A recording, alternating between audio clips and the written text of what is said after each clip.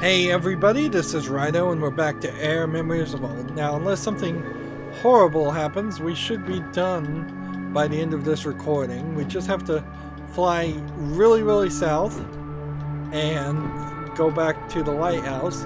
We have all three keys, and you can see in the top right of the lighthouse, which is I think all they were ever described as.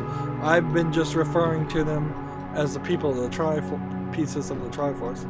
So now that we're, apparently, if you go off course even slightly on the map, it's going to punish you.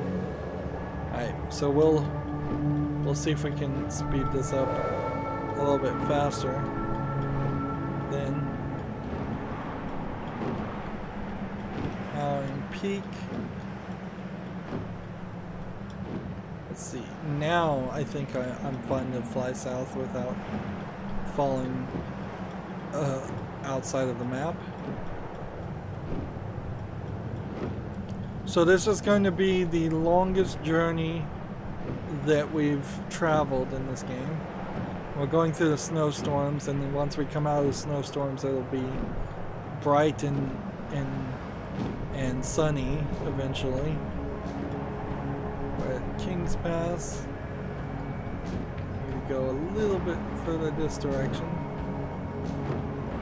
If it doesn't get bright and sunny by the time we get to the lighthouse, then I guess maybe the game actually did change its feeling, its weather and environment. But no, it's getting there. It's yeah, flying around here, we never got an ability to collect anything or get any kind of feedback that going and visiting things was in any way important. There's the lighthouse. So I never really got any kind of feeling like I wanted to play what was here. There's so little that is there. There's just these islands. And there's at least a dozen games with floating islands that are platformers out there on Steam.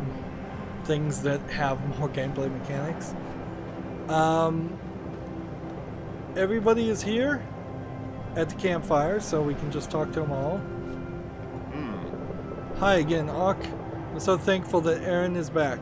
I must say she was very thorough in her field trip. I think that she paid such attention to detail.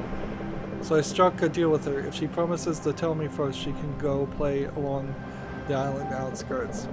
Who knows what Erin might achieve one day. She might even become a guardian of the Outer Lands in time, or search for ancient scrolls like your mentor. But I can feel this quiet in the air, you know. With luck, these dark and strange things will go away and the lands will find peace again. Actually, I think you better talk to Midbin. You two know most about what's going on, and he told me he wants to see you again. So let's just talk through all of these. Barely 3 or 4 different conversations for the 4 characters, so the writer here probably only had to write 30 pages of dialogue at most, and that would have probably been very big fonts, double line spaced in all reality. That's a very small amount of writing where you could have done a lot more. For such a small amount of dialogue, I don't know why you didn't just have somebody voice this. Even if they were speaking gibberish or speaking German only. Hi Ak, I'm glad you're back. So you visited the last caretaker. You are truly amazing. Did you know that Erin went on an expedition? I knew she would. Call it Mother's intuition. Or influence, I guess. I hope she will take after you as well. If you're lucky enough to be around for so long in the first place. If we are lucky enough to be around for such a place. Something is wrong, I feel it.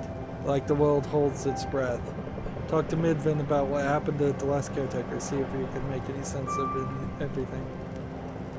And we'll talk to the girl. It was a great adventure. You think so too, right? And it was all the way to the other side of the island, and I discovered lots of stuff. Dad was kind of mad when I got home again.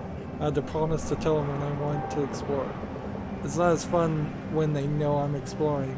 I'm old enough to go on adventures by myself. Next time I might take the skyboat and go to faraway places. But you can't tell them I told you, okay? Okay, so yeah, pretty pointless dialogue. I kind of wish there was more people. I kind of wish there was more of that. I don't hate the idea of pointless dialogue in an adventure game, but there's so little of it, it feels like every conversation should have been a lot more important than it was. Oh, I guess everybody is barefoot too.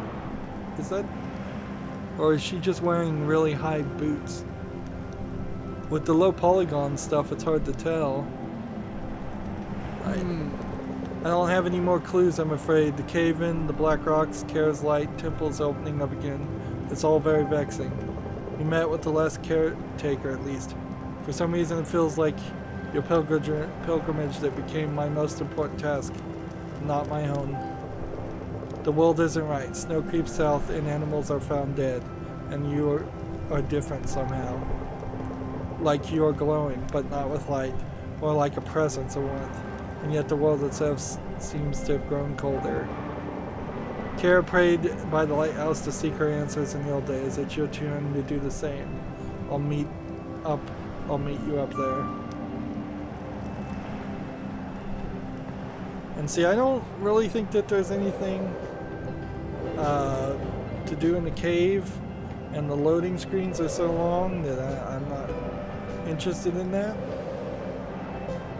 So I'm just gonna try to fly up here or double jump up here, whatever it actually takes. And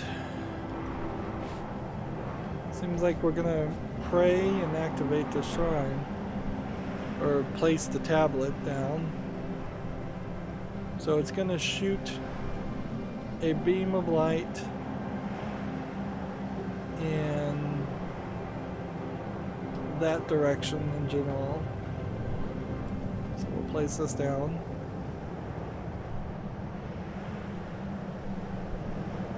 Oh, she has an armband. I thought that was a tattoo. And I guess she is wearing shoes. It's a problem with having low polygon, no detail images. The keys / medallion. Activate the lighthouse. No surprise there. And this will go to the creator's shrine.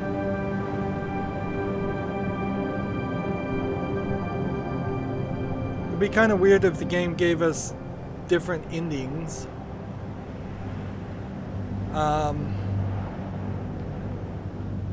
Like one option where you create another Great Divide, one where you don't.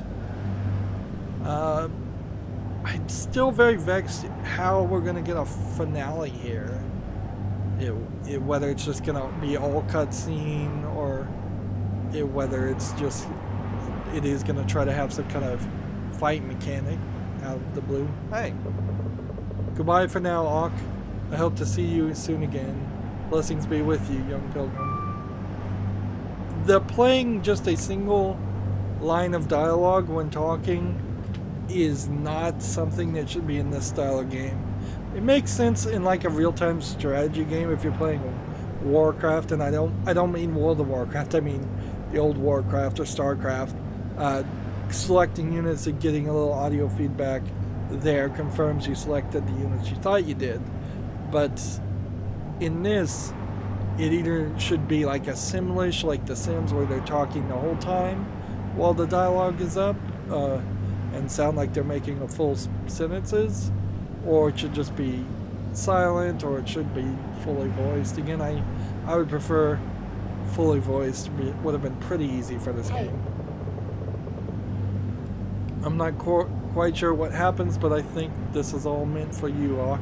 Follow the beam to the Creator's Shrine. They even know it goes to the Creator's Shrine. Ock, what's happening? Where are you going? Promise to come back. You have to tell me everything about it. Ock, are you alright, child? This is eerily similar to the text I translated. The lighthouse shone a bright, brilliant beam. At least it's not another divide. What would we even call it? The Greater Divide? I don't think your pilgrim inched here, I'm afraid, even though you've already gone further than all before you. Whatever is that you will face in the end of this path, I am confident that you will, as always, come home safely, full of interesting news. You found out so much I never would have dreamed of understanding of the ancients in our past. Go now, find out what lies at the end of the light beam. And Ock, please be careful. Alright. So, if I fly into the light beam, nothing happens. It doesn't speed you up or in any way accomplish anything else or hurt you. What's interesting is I see a light beam over there, which seems odd because I would have thought all the little light beacons that are there to tell me where to go would have disappeared once I had already gone there. But maybe there's something I missed. At this point I kind of don't care. Since there's so little on the main path, the idea of there being something extra off the main path is not particularly appealing. Yep, and it flies right in here and opens the door. And this rock and such doesn't do anything. Now, some of the floating rocks around here might have been in the shape of the Great Guardians. Maybe, maybe not. If that's the case, it's kind of hard to tell. So let's see what happens. Other than we have to save automatically and load. It's odd that the game is saving before it loads. That implies that they know the game crashes or can crash before it loads into an area.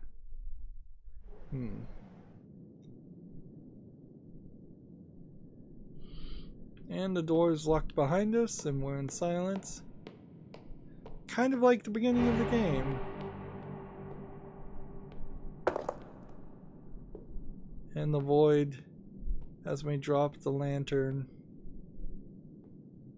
And I'm just falling to my death.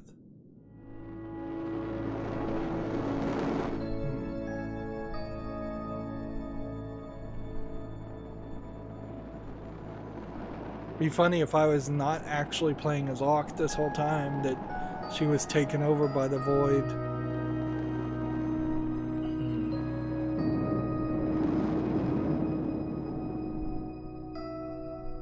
Alright, well, I don't get the lantern anymore. Instead, we're getting a chase sequence.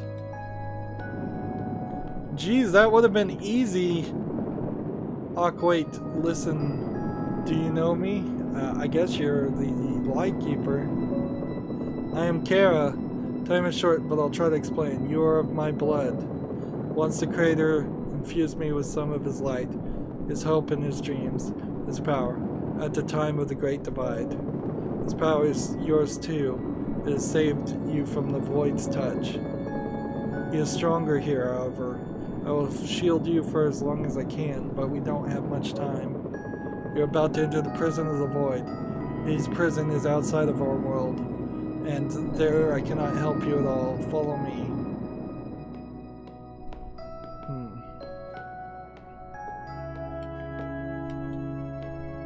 And she's moving really fast. just to get you to run through this area and not recognize that there's very little in it.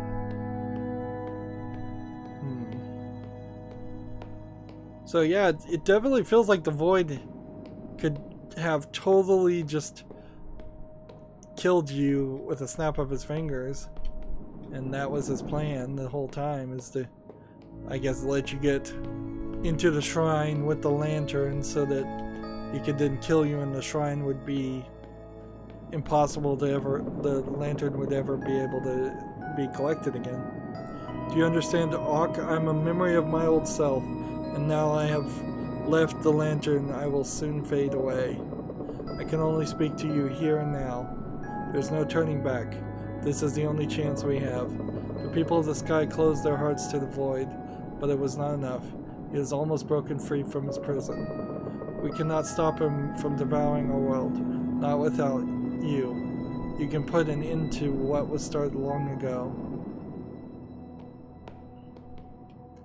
Not really giving me great direction on what I'm supposed to do when I get there, other than just follow and get lines of dialogue.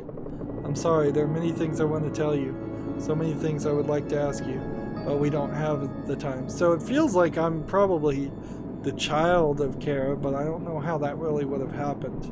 At best, I could be like a great descendant. These last steps are not for me to wander. It's up to you now.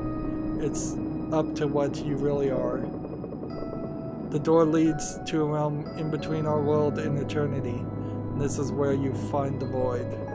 You must finish what the Creator started and make the whole world, make whole what was shattered. I know you can do it, Auk. This is goodbye, I'm afraid. I will watch over you with all the might I have left in me. I believe in you.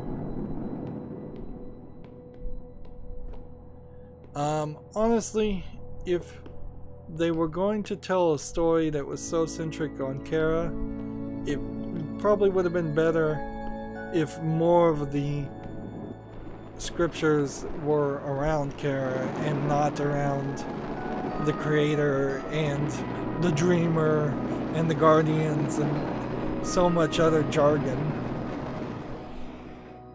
Here we are in a cutscene, and our armband is glowing. And I don't know if we're going to do anything else. This might just be the end. Alright, so X, B, A, Y. B never did anything in this game. X does not stop your arm from glowing. Why do we need to load into another area?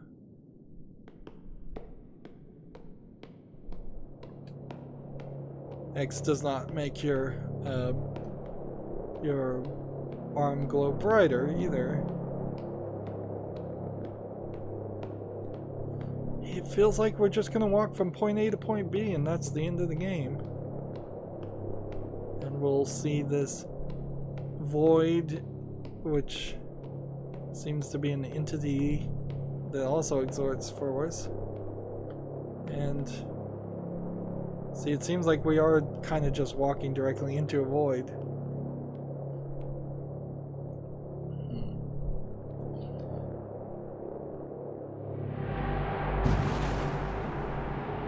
See, the problem with this is we need to be learning something, some kind of ability or something.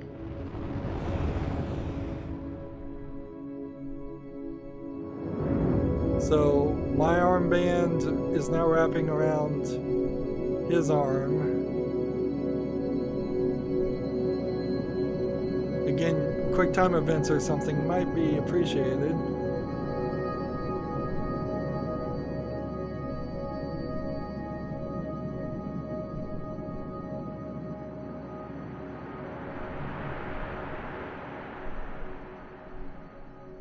And the Void looks kind of like a hollow from the Bleach anime with angel wings made out of stone.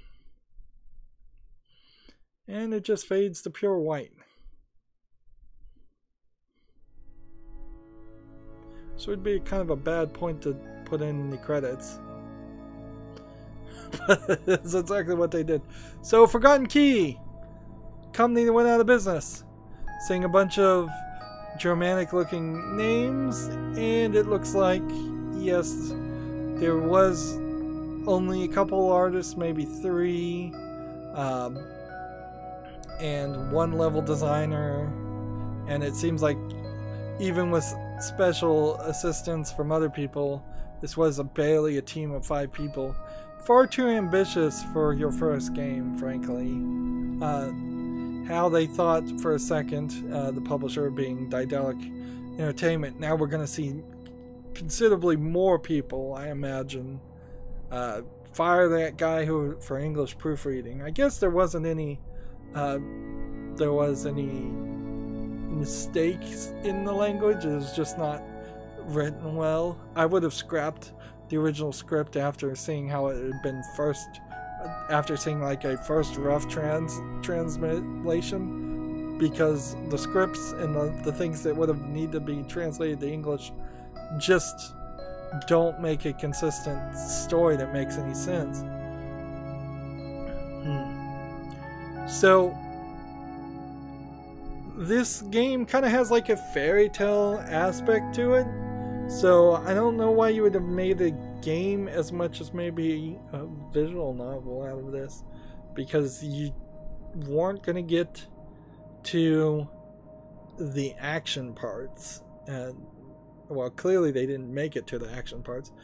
It feels like this game at some point probably would have had some kind of light-based, like had you given Air or Ock a light sword and some shadows always appeared and you had to hack and slash them, then you would have gotten to something like a Zelda Skyward Sword style of game. But because they clearly ran out of budget after 7 years of development with what seems like 7 people in charge of it, that's a pain. That certainly is a pain of just the game really being nothing. I guess it's applaudable in general that the game came out at all. But I mean, what else can you really say about it? You've got this tiny little map. Most of the islands don't matter at all. You've got 3 temples that are at best medium length in their duration, and you've kind of got nothing else that you can even say about the game. There's some animals around. There's some things around that you can find, but nothing you find is being counted or collected on this map other than the couple of important things, which is when you jump back in the game, you're left with the ability to fly around, I guess, if you want to do that. But I don't think it actually changes the gameplay in any way. It seems like you could probably have flown around after you'd gotten out of the very first tutorial area just as easily. And the only thing of even slight interest to me is that point, the most northwest point of the map, which is probably just an Easter egg. And this puts you in a weird position because, like, if there are achievements here, I don't know how satisfactory, how you're going to get a sense of pride and accomplishment in a game like this when there's not even really a sense of pride or accomplishment for beating the main story because there's no boss fights, there's nothing there. I would have put some dialogue choices. I think that would have been a smart move. Still no clue what this is. Let's just see if we can fly to the moon. I imagine this will eventually just reset me as we're going off. Yep. There's not a lot with the birds. I might have thought about the birds coming back and playing a role, defeating the boss for you and helping you. There's not a lot with the spirit animals. Apparently I never found the spirit bear, or the spirit bear was already gone and moved on or died. So yeah, you're just kind of done. Let's see. Let's just exit to the main menu and hope that that actually does take me to the main menu. Incredibly long loading times, incredibly a long amount of time to develop this game. Forgotten Key, even though they did manage to put out a finished product and get it on Steam, that's kind of all you can say. There's no concept art in this. There's no music playback, which that kind of sucks. You'd like some kind of way to listen to the soundtrack. Maybe you get the soundtrack for free. I know several games on Steam do that, but the way Steam presents that information to you is often a little weird, and you don't even realize that that's the case. Yeah, this is just too ambitious a game in the first place. I wouldn't have gone 3D. I would have tried to make a 2.5D platformer first. I would have tried to make something more simplistic. If you were always going to publish with Daedalic, why aren't you making a point-and-click adventure game, which is what Daedalic is known for? But even if you were going to make a game like this, why is there no real story here? Why are there so few characters? Why are there so few gameplay mechanics? You really just pushed out an unfinished product, and you were able to get something that had a beginning, middle, and end, but that's kind of all you can say about it. And I started this series for this game saying that AER Memories of Old is going to be the first game I cover this year of a company that went out of business, but it very possibly is not the last. I do think after 2018, where a lot of games came out, but none of them really blew up as being amazingly popular and selling a lot, I do think we'll start to see in 2019 quite a few companies start shutting down. Anyways, there's not a lot to say about a game that doesn't have a lot of gameplay in it. They really failed to make me like this character or feel anything for her. Which sucks, and I think all the jargon is pretty bad in it. Had they perhaps not used so much gibberish words, and instead of calling her Awk, just call her something simplistic, like Zelda, Link, you know, Ganondorf. Those were kind of weird names when the first Zelda game came out, but they were something that people could pronounce and or recognize. Ganondorf, or Ganon, is about the weirdest one. The idea of having the protagonist of the character named Awk is awkward, no pun intended. Yeah, I could have called her like in any general name. Well, yeah, that's it for this series. As always, I ask you to like, share, subscribe, comment, and watch every second of my videos. If you want to friend or follow me on any social media sites, there's a whole bunch of links down below in the description box. If you want to check out my YouTube channel, I have playlists for every game I've covered. I have covered a lot of them. Almost all of them beginning to end, like this.